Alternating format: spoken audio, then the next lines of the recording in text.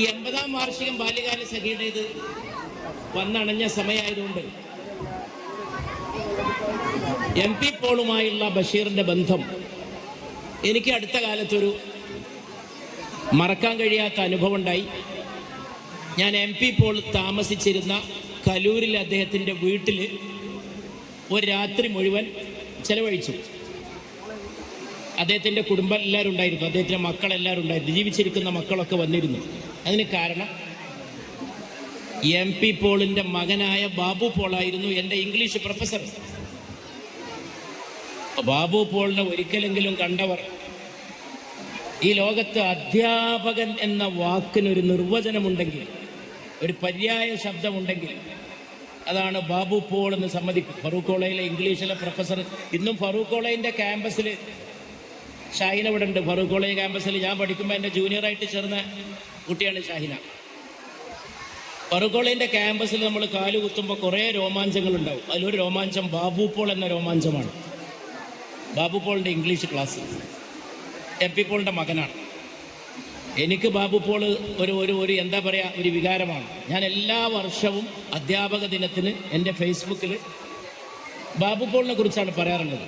ബാബു പോളിനെ കുറിച്ച് എൻ്റെ കുറേ പ്രസംഗങ്ങളുണ്ട്. അതിൻ്റെ ഏതെങ്കിലും ഒരു വീഡിയോ ക്ലിപ്പാണ് പലപ്പോഴും ഇടാറ്. ലക്ഷക്കണക്കിന് ആൾക്കാരാണ് അത് ഓരോ വർഷവും കേൾക്കാറുള്ളത്. ബാബു പോളുമായിട്ടൊരു വലിയ ബന്ധമായിരുന്നു. അതിലേക്കൊന്നും ഞാൻ കടക്കുന്നില്ല. അടുത്ത കാലത്ത് ഒരു ദിവസം ഞാൻ നിയമസഭയിൽ ഉണ്ടായിരുന്നപ്പോൾ PJ ജോസഫ് ചിലപ്പോൾ എൻ്റെ അടുത്ത് വന്നിട്ട് ഇങ്ങനെ ഓരോന്ന്, ഞാൻ അദ്ദേഹത്തിൻ്റെ ഇരിപ്പിടത്ത് പോവും. ബഹുമാനനായ PJ ഒരു ദിവസം PJ കുറച്ച് പാട്ടൊക്കെ പാടുമല്ലോ. അപ്പോൾ ഈ നിയമസഭയിൽ ഇങ്ങനെ വളരെ ഓരോ ശബ്ദഘോഷം നിറഞ്ഞ സന്ദർഭങ്ങളിൽ അർത്ഥമില്ലാത്ത ഒച്ചമ്പുളിയൊക്കെ ഉണ്ടാകുമ്പോൾ ഞങ്ങൾ അടുത്തിരുന്നിട്ട് എന്തെങ്കിലുമൊക്കെ ഹിന്ദി മൂളും. അതിൻ്റെ അർത്ഥം ഞാനിങ്ങനെയൊക്കെ ഇരുന്നിട്ട് അദ്ദേഹത്തിന് പറഞ്ഞു. അങ്ങനെ ഒരു പരിപാടിയൊക്കെ ഉണ്ടായിരുന്നു. ഒരു ദിവസം PJ വന്നിങ്ങനെ ഇരുന്നപ്പോൾ ഞാൻ പറഞ്ഞു, ഞാൻ എൻ്റെ പ്രൊഫസറെ പറ്റി പറയാമെന്ന് പറഞ്ഞിട്ട് ഞാൻ ബാബു പോളിൻ്റെ കഥ പറഞ്ഞു. ബാബു പോളിൻ്റെ class. Will you sup with me today? No, I promise forth. Will you sup with me tomorrow? Julius സീസറാണ്, ഷേക്സ്പിയറുടെ. No, I promise forth. Will you sup with me tomorrow if your food is worth to eat? അത് നമുക്ക് മനപ്പാടാക്കി തന്നത് ബാബു പോളാണ്. അങ്ങനെയുള്ള കഥയൊക്കെ പറഞ്ഞിരിക്കുമ്പോൾ ബാബു പോളിൻ്റെ മരണം പറഞ്ഞു. ഞാൻ കൊച്ചിയിൽ വിമാനം ഇറങ്ങാൻ പോകുമ്പോൾ വിമാനത്തിൽ ഇരുന്നിട്ടാണ് ബാബു പോൾ മരിക്കുന്നത്. ഇത് കേട്ട PJ ജോസഫ്, ഓരോരോ കാര്യം ഉണ്ടായി വരേണ്ടത് എങ്ങനെയാണ് നോക്കണം. PJ ജോസഫ് എന്നോട് ചോദിച്ചു, അല്ല ബാബു പോൾ മരിക്കുമ്പോൾ തല എങ്ങോട്ടാണ് ചെരിഞ്ഞതെന്ന് സമാധാനിക്ക് അറിയുമെന്ന് ചോദിച്ചു എന്നോട്. ഞാൻ പറഞ്ഞു, അതെങ്ങനെ താങ്കൾക്കറിയും? എൻ്റെ പ്രൊഫസർ, കോഴിക്കോട്ടെ പ്രൊഫസർ മരണപ്പെടുമ്പോൾ വിമാനത്തിൽ തല എങ്ങോട്ടാണ് ചെരിഞ്ഞതെന്ന് താങ്കൾക്ക് എങ്ങനെ അറിയാമെന്ന് ചോദിച്ചു. അപ്പോൾ PJ ജോസഫ് എന്നോട് പറഞ്ഞു, അടുത്ത സീറ്റിലിരുന്ന അദ്ദേഹത്തിൻ്റെ വൈഫിൻ്റെ നെഞ്ചിലേക്കാണ് മരിച്ചു വീണത്. അദ്ദേഹത്തിൻ്റെ വൈഫ് എൻ്റെ കസിനാണ് എന്ന് പറഞ്ഞു PJ ജോസഫ്. അപ്പം ഞാൻ PJയെ പിടികൂടി, നിങ്ങൾ എനിക്കൊരു അവസരം ഉണ്ടാക്കി തരണം, എനിക്ക് ബാബു പോളിൻ്റെ ഫാമിലിയെ കാണണം എന്ന് പറഞ്ഞു. അങ്ങനെ PJ ജോസഫ് അമേരിക്കയിലൊക്കെ ഉള്ള മക്കളൊക്കെ വിളിച്ച് നാട്ടിൽ വരുന്ന സമയം നോക്കി എന്നെ അറിയിച്ച് അവിടെ ചെന്നു. അവർ ഭക്ഷണമൊക്കെ ഉണ്ടാക്കി കലൂരിൽ MP പോളിൻ്റെ വീട്ടിൽ ഞങ്ങളൊരു രാത്രി ചെലവഴിച്ചു. അവരെന്നെ വളരെ സ്നേഹപൂർവ്വം സൽക്കരിച്ചു. അതിലേക്കൊന്നും ഞാൻ ഇപ്പോൾ കടക്കില്ല. ഞാനിപ്പോൾ ഓർക്കുന്നത് ലൂസിയൊക്കെ ഉണ്ടായിരുന്നു. ലൂസി പോൾ കോഴിക്കോട് പോളിടെക്നിക്കിൻ്റെ ആർട്സ് കോളേജിലുണ്ട്. പോളിടെക്നിക്കിൻ്റെ പ്രിൻസിപ്പളായിരുന്നു. അപ്പോൾ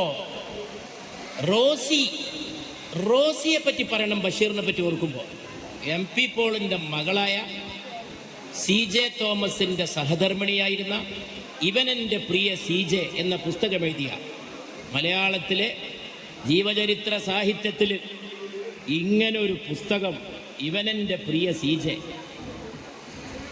ആ പുസ്തകം വായിച്ച് താഴെ വെക്കുമ്പോൾ ഒരാളുടെ കണ്ണ് നനഞ്ഞിട്ടില്ലെങ്കിൽ അയാൾ മനുഷ്യനല്ല ഇപ്പോഴും.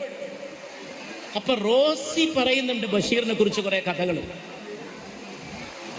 അതാണ് ബഷീർ. അപ്പോൾ MP പോൾ ഈ നിരൂപണം നടത്തിയത് മാത്രമല്ല, ഞാൻ അധ്യക്ഷൻ രവി പറഞ്ഞതിനോട് ചേർന്ന് എന്ന് പറയണം, അവർ തമ്മിൽ വലിയ ആത്മബന്ധമായിരുന്നു. ഒരിക്കൽ MP പോൾ വീട്ടിൽ വന്നപ്പോൾ ഈ കുട്ടികളുടെ കയ്യിൽ നാണയത്തൊട്ട് കണ്ടു, മക്കളെ കയ്യിൽ. ആര് തന്നു? അന്ന് ബഷീർ അവിടെ താമസിക്കുന്ന സമയമാണ്. കലൂരെ വീട്ടിൽ MP പോളിൻ്റെ വീട്ടിൽ ബഷീർ തന്നു. അപ്പോൾ ഉടനെ തന്നെ സങ്കടപ്പെട്ടു എന്നാണ് MP പോൾ. നിങ്ങൾ എന്തിനാണ് ബഷീറിൻ്റെ കയ്യിൽ നിന്ന് കാശ് വാങ്ങിച്ചത്? ബഷീറിന് അന്ന് ആർക്കും കൊടുക്കാനുള്ള കാശൊന്നും ഉള്ള ഒരാളല്ല. അരച്ചായക്ക് വകുപ്പില്ലാതെ വയറ് കാഞ്ഞപ്പോഴും സ്വയം ചിരിക്കുകയും മറ്റുള്ളവരെ ചിരിപ്പിക്കുകയും ചെയ്ത മനുഷ്യനാണ് വൈക്കം മുഹമ്മദ് ബഷീർ. അതാണ് ആ ജീവിതം. അപ്പോഴും ചിരിക്കുകയും ചിരിപ്പിക്കുകയും ചെയ്തു. ആ നിസ്സംഗതയാണ്. പക്ഷെ ആ ബാല്യകാല സഖി 80ാമത്തെ വർഷത്തിലേക്ക് വരുമ്പോൾ ബഷീർ MP പോൾ, ബഷീർ DC ഏതായാലും പറഞ്ഞല്ലോ ഞാൻ നേരത്തെ, ഈ ബന്ധങ്ങളൊക്കെ പുനരാഖ്യാനം ചെയ്യപ്പെടേണ്ട ഒരവസരം കൂടിയാണ് വരുന്നത്, അല്ലെങ്കിൽ വന്നിട്ടുള്ളത്. ഞാൻ ദീർഘിച്ച് സംസാരിക്കുന്നില്ല എന്ന് പറഞ്ഞിട്ട് പിന്നെ ദീർഘിപ്പിക്കുന്നില്ല. ബഷീർ ഗ്രന്ഥകർത്താവ്, ചുരുക്കുകയാണ് ഞാൻ എൻ്റെ വാക്കുകൾ. ബഷീർ ഗ്രന്ഥകർത്താവ് മാത്രമല്ല, ഭാഷാകർത്താവുമാണ്. ഭാഷ ഉണ്ടാക്കി. ശരശരാന്ന്, പരപരാന്ന്, കുനുകുനൂന്ന്, ഇതൊക്കെയാണ് ബഷീറിൻ്റെ ഭാഷ. ഒരു നിയമത്തിനും വഴങ്ങാതെ ഭാഷ മനുഷ്യൻ്റേതാണ് എന്ന് വിശ്വസിച്ചു. വ്യാകരണത്തിന് വഴങ്ങില്ല. എന്നെഴുതേണ്ടത് ബഷീർ കഥ എന്ന സായുടെ ചുവട്ടിട്ടിട്ടും എഴുതും. തെറ്റായിട്ട് തറ എന്ന സായുടെ ചുവട്ടിലിട്ടിട്ടും ബഷീർ എഴുതും. അത് തെറ്റാണ് ഭാഷാപരമായി. അപ്പൊ അതാരോ ചൂണ്ടിക്കാണിച്ചു ഒരിക്കൽ. അപ്പൊ ബഷീർ പറഞ്ഞു, ഒരുപാട് ആൾക്കാർ എന്ന് തന്നെ ശരിക്ക് എഴുതുന്നവരുണ്ട് കഥയുടെ, പക്ഷെ അവരാരും പുസ്തകം എഴുതാറില്ല എന്ന് വൈക്കം മുഹമ്മദ് ബഷീർ മറുപടി പറഞ്ഞു. വാക്കും അക്ഷരമൊക്കെ വളരെ നന്നായി എഴുതുന്നവരൊന്നും പുസ്തകം എഴുതാറില്ല എന്ന് വൈക്കം മുഹമ്മദ് ബഷീർ പറഞ്ഞ ആ ഒരു നേരം വിശ്വസാഹിത്യത്തിൻ്റെ രോമാഞ്ചമുളവാക്കുന്ന നേരമാണ്. ബഷീറിനെ അക്ഷരാർത്ഥത്തിൽ വിശ്വസാഹിത്യകാരൻ എന്ന് വിശേഷിപ്പിക്കണം. എഴുതുന്ന ഭാഷ നോക്കിയിട്ടില്ല. മലയാളം പോലൊരു ഭാഷ ലോകത്താകെ എല്ലാവരും സംസാരിക്കുന്ന ഭാഷയല്ല. പക്ഷേ ബഷീർ എഴുതിയതൊക്കെ സാർവലൗകികമായ വിഷയങ്ങളെക്കുറിച്ചാണ്, പ്രപഞ്ചത്തെക്കുറിച്ചാണ്, കാലത്തെക്കുറിച്ചാണ്,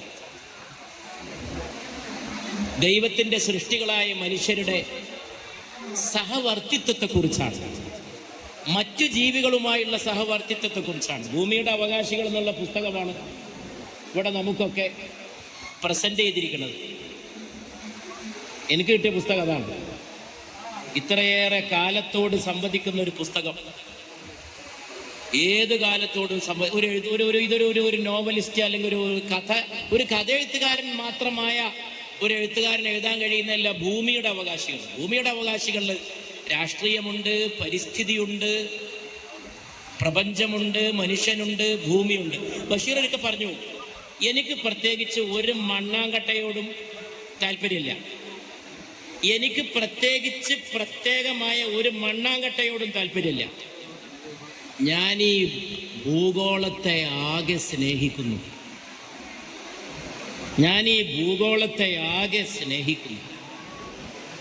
ഈ വാക്കാണ് വരാൻ പോകുന്ന ലോകത്തിൻ്റെ മുദ്രാവാക്യം എന്ന് മാത്രമാണ് എനിക്കെൻ്റെ എളിയ വാക്കുകൾ അവസാനിപ്പിച്ചത്. വരാൻ പോകുന്ന കാലത്തിൻ്റെ സ്ലോഗനാണ്, ഞാൻ ഈ ആകെ ഭൂഗോളത്തെ സ്നേഹിക്കുന്നു.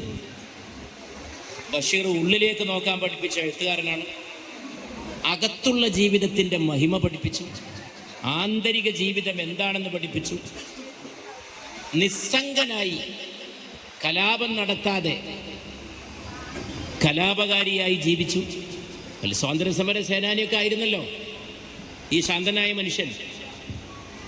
കലാപം നടത്താതെ, വിപ്ലവം നടത്താതെ വിപ്ലവകാരിയായിട്ട് പുലർന്നു. അങ്ങനെയുള്ള ബഷീറിൻ്റെ ഓർമ്മകൾ നമുക്ക് പ്രചോദനമാണ്.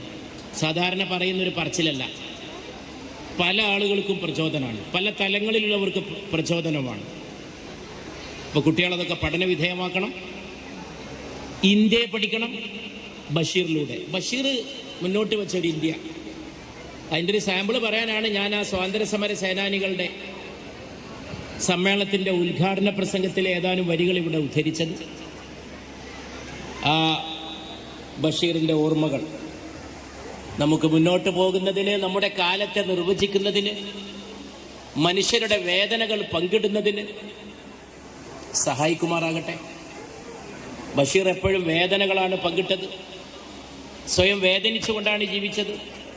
പക്ഷേ വലിയൊരു മനസ്സാണ്. ഞാനൊരിക്കലും ഇപ്പം എന്നോടൊരു ചാനലിൻ്റെ എൻ്റെ സുഹൃത്ത് ചോദിച്ചു, ബഷീറുമായി ബന്ധപ്പെട്ട വല്ല അനുഭവം ഉണ്ടോ? ബഷീറിനെ കേൾക്കാൻ പോയതും കൂടെ പോയതും ഒക്കെ എനിക്ക് എൻ്റെ ഓർമ്മകളിലുണ്ട്. പക്ഷെ എന്നെ വളരെ വളരെ സ്പർശിക്കുന്ന ഒരു ഓർമ്മ ബഷീറിൻ്റെ വലിപ്പം മനസ്സിലാക്കി തരുന്ന ഓർമ്മയാണ്. ഞാൻ കോളേജ് യൂണിയൻ ചെയർമാനായിരുന്ന കാലത്ത് ഞങ്ങളുടെ മാഗസിൻ ബഷീറിന് പ്രസൻറ്റ് ചെയ്യാൻ വേണ്ടി ഈ വീട്ടുമുറ്റത്ത് വന്നു. കോളേജ് മാഗസിൻ അതൊരു അന്നത്തെ കാലത്ത് അത് ഒരു വലിയൊരു സംഗതിയാണല്ലോ. അപ്പോൾ അതിൽ എൻ്റെ ഒരു ലേഖനം ഉണ്ടായിരുന്നു. അത് എൻ്റെ ലേഖനം കൊടുക്കാൻ വന്നതല്ല, ഞാൻ ഞങ്ങളുടെ കോളേജിൻ്റെ ആ വർഷത്തെ മാഗസിൻ കൊടുക്കാൻ വന്നതാണ്. പക്ഷേ എനിക്ക് നല്ല അന്നത്തെ കാലത്തെ ഇംഗ്ലണ്ടിൽ ഒരു 2 ആഴ്ച കഴിഞ്ഞപ്പോൾ ഒരു കത്ത് കിട്ടി. ആ ലേഖനം മുഴുവൻ വായിച്ച് അതിനെക്കുറിച്ച് ബഷീർ എഴുതിയിട്ടുള്ള വാക്കുകളാണ്. എന്താണത് ആ കാലത്ത്, ഏതാണ് ആ കാലം? നമ്മളൊരു ഒരു വിദ്യാർത്ഥിയായി, ഇന്നും വിദ്യാർത്ഥി തന്നെ, പക്ഷെ അന്നൊക്കെ എന്ന് പറഞ്ഞാൽ ആ പ്രായത്തിൽ നമ്മളൊരു ലേഖനം വായിച്ചിട്ട് ഇത്ര വലിയൊരു എഴുത്തുകാരൻ, ആ മനസ്സാണ്, ആ സംസ്കാരമാണ് ബഷീർ. ബഷീർ ഒരു സംസ്കാരമാണ്, ഒരു നാഗരികതയാണ്. സംസ്കാരം എന്ന് പറയുന്നതിനേക്കാളും എനിക്ക് പറയാൻ ഇഷ്ടം സിവിലൈസേഷനാണ്. എൻ്റെ മലയാള അർത്ഥം അത്ര പോരാ. നാഗരികത എന്ന് പറയുമ്പോൾ ഒരു ചെറുതായി പോകുന്നുണ്ട്. അത് ഒരു സിവിലൈസേഷനാണ്. ആ സിവിലൈസേഷൻ, അതിനെ നമുക്ക് പഠിക്കാനും പകർത്താനും സാധിക്കട്ടെ. നമ്മുടെ കാലിൻ്റെ അടിയിൽ നിന്ന് പലതും ഇങ്ങനെ ചോർന്നു പോകുന്നൊരു കാലത്താണ് ഇത്തവണ ബഷീറിനെ ഓർക്കുന്നത്. ആ ചോർന്നു പോകുന്ന സ്ഥാനങ്ങളിൽ നവീനമായൊരു മൂല്യ നിർദ്ധാരണം ബഷീറിലൂടെ സാധിക്കുമാറാകട്ടെ എന്ന് ആശിച്ചുകൊണ്ട് എല്ലാ വർഷവും ഈ ഒത്തുകൂടുന്ന ഈ മനുഷ്യർ, ഈ വ്യക്തികൾ, അവരുടെ പാരസ്പര്യം അതും ബഷീറാണ് എന്ന് തിരിച്ചറിഞ്ഞുകൊണ്ട് ബഷീർ ജീവിച്ചുകൊണ്ടേയിരിക്കുന്നു എന്നുള്ള യാഥാർത്ഥ്യത്തെ, നിത്യജീവനായ ബഷീർ, നിത്യജീവനായ എഴുത്തുകാരൻ, നിത്യജീവനുള്ള അക്ഷരങ്ങൾ, വെളിച്ചത്തിനെന്ത് വെളിച്ചം, ബഷീറിൻ്റെ ഒരു പ്രസ്താവന. നാം വളരേണ്ടില്ലായിരുന്നു, നാം വളരേണ്ടതില്ലായിരുന്നു, കുട്ടികളായ മതിയായിരുന്നു.